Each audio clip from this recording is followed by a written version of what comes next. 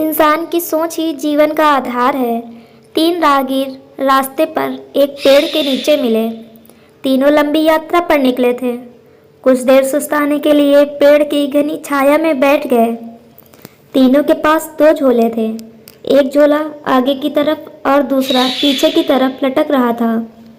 तीनों एक साथ बैठे और यहाँ वहाँ की बातें करने लगे, जैसे कौन कहाँ से आया है, कहाँ जाना है, कितनी दूरी है, घर में कौन कौन है।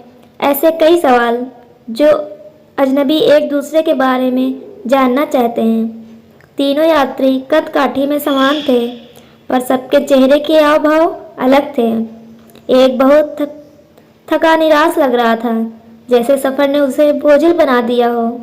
दूसरा थका हुआ तो था, पर बोझिल नहीं लग रहा था। और तीसरा अत्यंत आनंद में था। एक दूर बैठा महात्मा इन्हें देख मुस्कुरा रहा था। तभी तीनों की नज़र महात्मा पर पड़ी और उनके पास जाकर तीनों ने सवाल किया कि वे मुस्कुरा क्यों रहे हैं। इस सवाल के जवाब में महात्मा ने तीनों से सवाल किया कि तुम्हारे पास दो दो झोले हैं, इनमें से एक में तुम्हें लोगों की अच्छाई को रखना है और एक में बुराई को।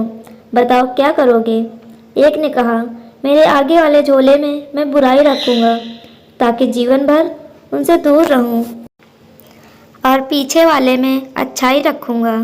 दूसरे ने कहा, मैं आगे अच्छाई रखूँगा ताकि उन जैसा बनूं, और पीछे बुराई ताकि उनसे अच्छा बनूं। तीसरे ने कहा, मैं आगे अच्छाई रखूँगा ताकि उनके साथ संतुष्ट रहूं, और पीछे बुराई रखूँगा और पीछे के थैले में एक छेद कर दूँगा, जिससे वो बुराई का बोझ कम होता रहे और अच्छाई ही मेरे साथ रहे। अर्थात वो बुराई को भुला देना चाहता था। यह सुनकर महात्मा ने कहा, पहला जो सफ़र से थक कर निराश दिख रहा है, जिसने कहा कि वो बुराई सामने रखेगा, वो इस यात्रा के भांति जीवन से थक गया है, क्योंकि उसकी सोच नकारात्मक है। उसके लिए जीवन कठिन है। दूसरा जो थका है पर निराश नहीं, जिसने कहा अच्छाई सामने रखूँगा, पर बुराई से बेहतर बनने की कोशिश में वो थक जाता है, क्योंकि वो बेवजह ही होड़ में है।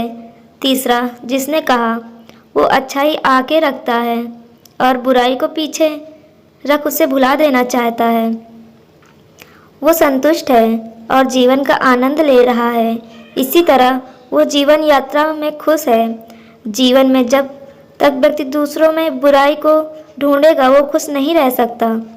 जीवन भी एक यात्रा है, जिसमें सकारात्मक सोच जीवन को खुशहाल बनाती है। जीवन में क्रोध सबसे बड़ा बोझ है और क्षमा सबसे सुंदर और सरल रास्ता है, जो जीवन को बोझहीन बनाता है।